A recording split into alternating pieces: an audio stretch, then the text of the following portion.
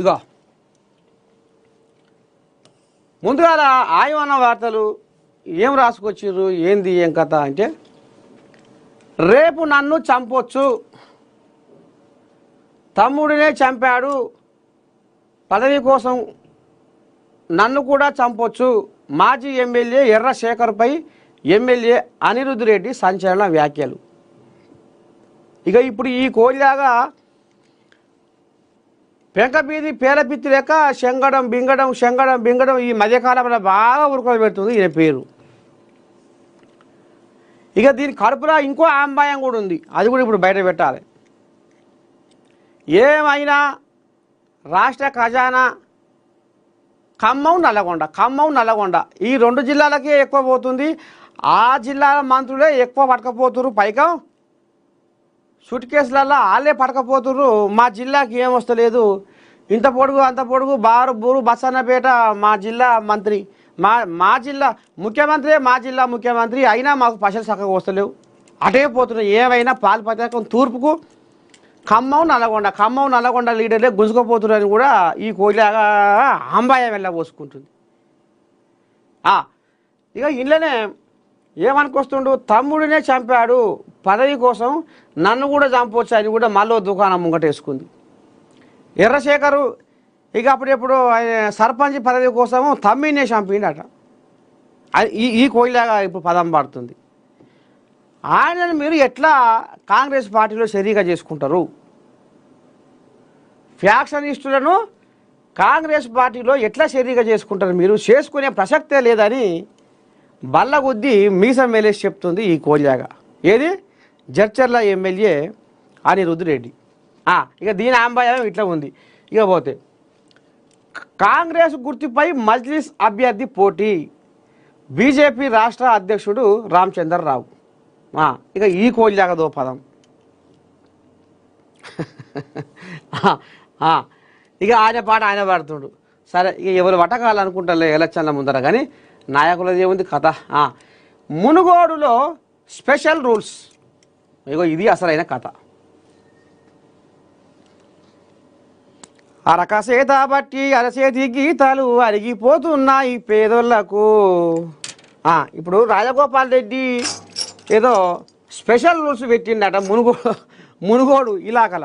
ఆయన ఇలాకల special rules పెట్టిండట. ఒకసారి మనం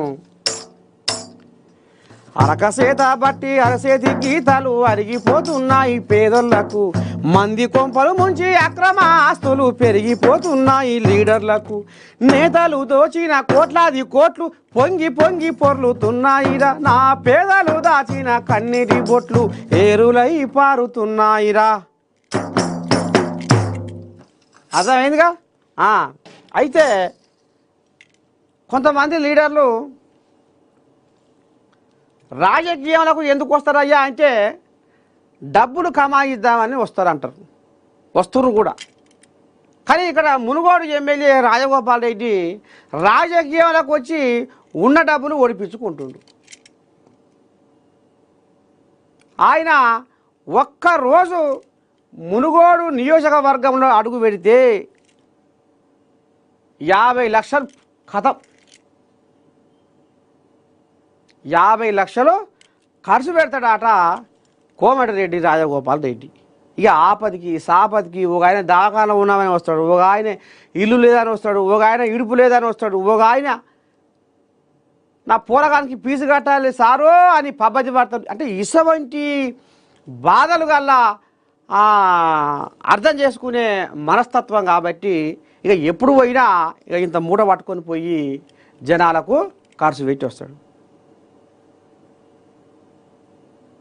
ఇక కొంతమంది అయితే నీ దండం పెడితే యాడంగం వస్తాయి ఎగనాకుదాం, యాడంగం వస్తాయి మింగుదాం, ఏడ టెండర్లు బట్టి 10 రూపాయలు మిగిలించుకోవాలి నాసి రకం పని చేసి. ఇప్పుడు గిసమంచి భాగవతమే నడుస్తుంది. అందుకనే మీ నరసయ్య తాత ఊకుండా అరకసేత బట్టి అరసేతి గీతాలు అరిగిపోతున్నాయి పేదోళ్లకు, మంది కొంపలు ముంచి అక్రమ ఆస్తులు పెరిగిపోతున్నాయి లీడర్లకు. కాదా? ఒక్కసారి ఎమ్మెల్యే అయ్యిందంటే నీ దండం పెడితే బంజారా హిల్స్లో ఇల్లు, మణికొండలో ప్లాటు,